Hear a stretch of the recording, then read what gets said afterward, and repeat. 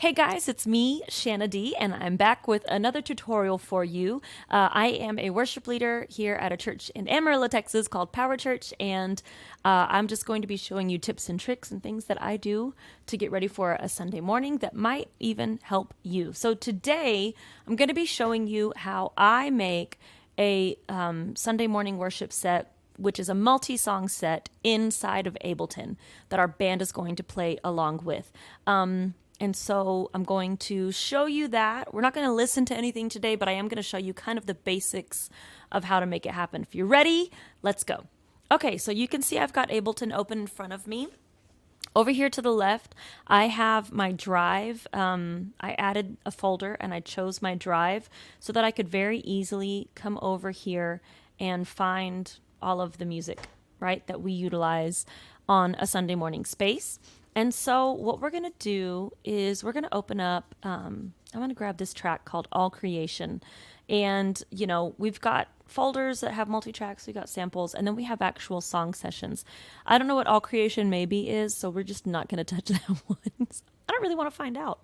But I know that the ones that come, the actual one that's called multi-track, that's what came with the purchase. When we purchased this song for multi-tracks, they gave us a multi-track session. And I usually go into the multi-track session and I make edits, or I completely build it from the ground up how I want it. And so in this case, I know that this one has MIDI cues and things that I require in our Sunday morning space.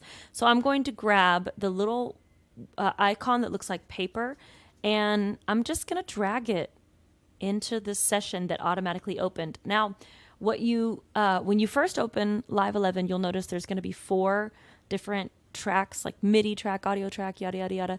Delete all of them. You can't, you have to leave one, but delete everything else, right? And then, okay, this has pulled in all of these tracks, so we can see it's all in here. Everything over here is selected, so I'm just going to click to kind of shrink everything down. If I click over here, it opens up. If I click again, it shrinks down. So I picked this one specifically because I do want to show you something that has to be in your individual song in order for it to come into a larger multi-song session, right? Because songs have different timing and different tempos. And if your individual songs don't have a tempo track, then they will follow whatever the tempo was of the last song, the last time that they got told what tempo to go. So you have to have a track at the very top of your song that tells all the instrumentation what tempo to be. And so for the purposes of just showing you how that should be set up, I'm going to delete the one that I have is missing right now anyway, because I'm working off of a new drive, and so it hasn't located it, but that's okay. I don't need it. I'm going to make a new one. I'm going to show you how to do it, okay? And so let's just imagine that all of these tracks we brought in, we were in a multi-track session, whatever. I have over here an Ableton Live 9 tempo project. So that just means this is an older version of Ableton Live that we created this tempo track in. It doesn't matter. This is the one that we use every single time. So it's called 0001 tempo.aif. And what you're going to do is you're just going to grab it and drag it and drop it into the bottom of your session, okay? And then you can expand it. So we're just going to open him up until he covers the entire length of the song. And then one of my first things that I'll do is I'll click on him on a Mac. I'll hit Command R to rename, and then I always name mine tempo and then the name of the song. So tempo, All Creation. I do this because when we have a multi-song set and we have a bunch of different songs, especially if we're doing like a worship night, it's like, which one is, where are we? We don't currently have anyone who runs our Ableton, sometimes a drummer will fire off tracks, and that's wonderful. We don't have that set up right now, so we kind of have to set it and forget it. We have to, okay, I'm going to, exhort between song 1 and song 2. I better put some time in there, and I better keep talking till that next song starts. So that's where we are right now. You might have someone who's able to start and stop these tracks, and that's wonderful. You just put as much space as you want to between them. Also, this is probably not the only way to create a song like a multi-song session, but this is how I do it. I don't profess to be an Ableton guru or genius or any of those things, but I get the job done and it works in the Sunday morning space. So I'm going to show you how I do it. Okay, so we added this tempo track. I renamed it. I changed the colors. And then when I click on it, if you don't see this window down here, you'll want to like double click something and this window will pop up. But then click it one time so that it looks selected like this, okay? We don't want it to look like that. We want it to look like this. And once it's selected like this, I can come down here. And what I'm going to do is I'm going to click this button that says follow. I have just made this tempo track a lead track. And that means that everything else that is set to follow will follow the tempo of this track. So now I need to know what's the tempo of this song. Well, I can find it in the folder, right? In case you're not sure where to look for that information. All creation, it's in the key of E and it's 118 BPM. So I can just come to my tempo track and I come down here and I type in 118 and boom. So now this tempo track is set to 118. I'll drag it up above everything else and it will ensure that no matter what song is before it, what song is after it, look, as we go through the set, every single song that has a tempo track will adjust to the new tempo that it needs to be, which is fantastic. So that's why you need to make sure that your individual song file has a tempo track at the top of it before you build your song set. Okay. So in each individual song, the tempo is correct, the time is correct, all that kind of stuff. We just want to make sure that in those sessions, it also has a tempo track at the top. Yay. All right, so that's how we pulled in the first song. Pretty simple, right? Now we're going to pull in another song. We're going to imagine that we're going from all creation into All Hail King Jesus. We're just going to do all songs that start with the word all. And I happen to know that my most recent version of this song is All Hail Live 11. And so I'm just going to click it and drag it and drop it underneath. Okay, so this is going to look bonkers, right? So let me do this. I'm going to select all over here and I'm going to close these little packets so they'll just mink down. All right, so this looks crazy. Like this is sticking out what's going on. Well, it's battling. Like once this tempo track ended, it decided to follow this tempo track. So you see how that can cause just pure pandemonium in the middle of a worship set if you don't have it set right. So I'm going to select, I'm just going to click that very top tempo track for All Hail King Jesus. And then I'm going to come down past where these guys are because I don't want to accidentally cut them off. I'm going to hold down Shift and I'm going to select at the very bottom just to make sure that everything is selected. If I were to select back here, like sometimes we'll just go track to track, I would end up cutting off all of this. So just, we can always get it back, but that's how we do it. You just select all of it and then you're going to grab the tempo track and you're just going to drag it straight over to the right, as straight as you can.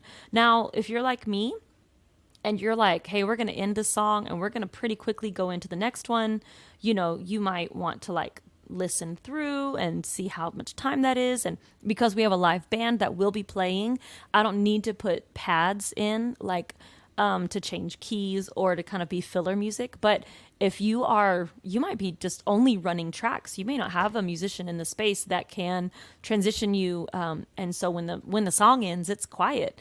What you can do is so All Creation was in the key of E. I could grab a pad, just a key of E pad, and drop it here, fade it out. And that way, when the song ends, there's still music underneath it, if you need that kind of a thing.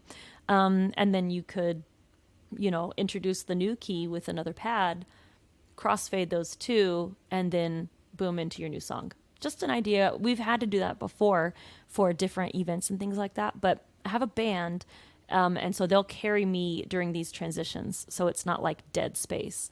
But I will consider how much time I need in between these tracks because I don't have someone to stop and start them typically. If we have like a big break, we'll walk off stage and stop it and then start it and come back up, like if somebody's doing communion and things like that. Anyway, so that's our second song. And as you see, when we moved it over, this tempo track, it corrected all of the weirdness that was beneath it because now all of these tracks are looking to this tempo track and they're just going to do whatever it says. And let me just show you really quickly because I mentioned earlier that this guy needs to be on lead and then everything else is kind of, it doesn't need to have lead clicked. So it should say follow here. And something else that you'll notice in our tracks, The click, the guide, and the drums, nothing is clicked on here, right? But once you would get to any type of instrumentation that we might need to change the key of, so let's say we're going to move All Hail King Jesus down a half step, I need to make sure that I have warp enabled.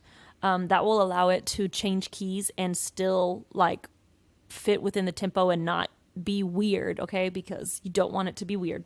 So I'm going to make sure that warp is clicked. And the other thing is I would make sure that beneath warp where it says on every other track up here, it says beats, but on any instrumentation that we might want to change the key of, we change it to Complex Pro so that it keeps it from, it ends up having these weird, like, I don't know, I want to say lossless. I don't know what the word is, but it sounds strange. And so you want them to go to Complex Pro as well. So everything from the bass track down will be on Complex Pro. Drums, click guide, that they're never going to get the key changed, like who's changing the key of the drums. Actually, I had to do that one time because there was so much bleed in the drums and we were utilizing the drums because we didn't have a drummer, and I did have to pitch them up or down so that the bass that was bleeding into that wasn't in the wrong key.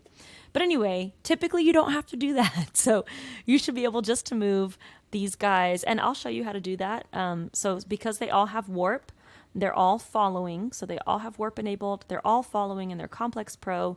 You can see right now our pitch is set to 0. Like we are not up or down. We're in the original key, whatever that is. All Hail King Jesus. Oh my gosh, it's also in E. How fantastic. So I wouldn't actually need to throw a whole bunch of time in between these songs if I didn't want to, because the key is the exact same. But I would click this bass track, and then I would hold shift and click the very bottom track to select all of them. And then I would come over here to my pitch, and let's say we need to do this in E flat. I can either type in -1, which is probably the easiest way to do it. And now all of these tracks were just brought down a half step. You can also do it this way. You can even do that live, which is really fun while your singers are singing, to just change the key on them. It's a blast. Anyway, that's how you can create a session. I do know that it's totally like, it depends on how you want to view it. I know some churches who they put the tempo track, and like this group right here is our MIDI cues. So these are actually selecting all of our lyric slides in Pro Presenter. And so I know people who they put each track on the same exact one. So they would move tempo up here, and then they would have their guide would be on the same track. Their bass would be on the bass track. The only thing for me is that obviously, like this one has bass and synth bass, and I would have to create a whole session and be real picky, making sure that everything is on the right track. And baby, when I'm making these, like this is just one of the responsibilities that I do, and I'm making these on Wednesdays and Sundays, or my team is making these like regularly. I want to drag and drop, and I want to be able to go, okay, it's done. So that's what I do. Again, all of our information that's important, like all these outputs, is already selected and chosen inside the song session. So I don't really have to do much aside from make sure it's in the right place, listen to it, maybe mix it a little bit so that everything is on the same level. But I also try to do that in the individual song session before I bring it in. So, and then I save it, and then I never have to mix it again. So that's kind of the idea. And I would just continue to grab tracks, to drag them and drop them at the bottom, and my songs would just go beep, beep, beep, beep down, and I would be able to say, okay, tempo all creation, and then as we follow, the next song that comes in, it's down here. And that's how we set up our songs at our church. That's how we do it. So if that helps you, if that's something that kind of makes sense and you can do that, guess what? It works fine. It works great for us, and I hope that it will work great for you.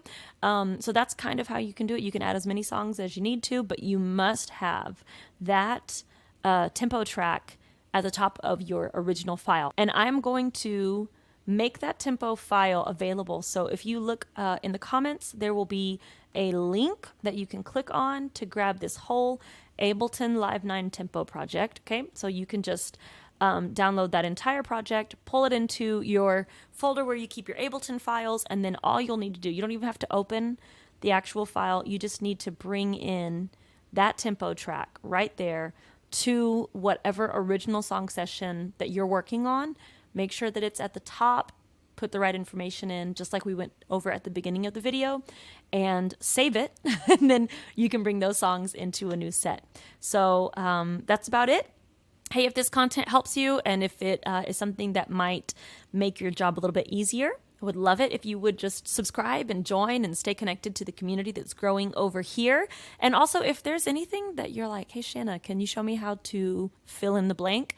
Comment below, let me know, because I would love to help in any way that I can. If I have an answer, I will literally show you what I do. So that's all for today. Thanks so much for tuning in. Peace. Happy tracking.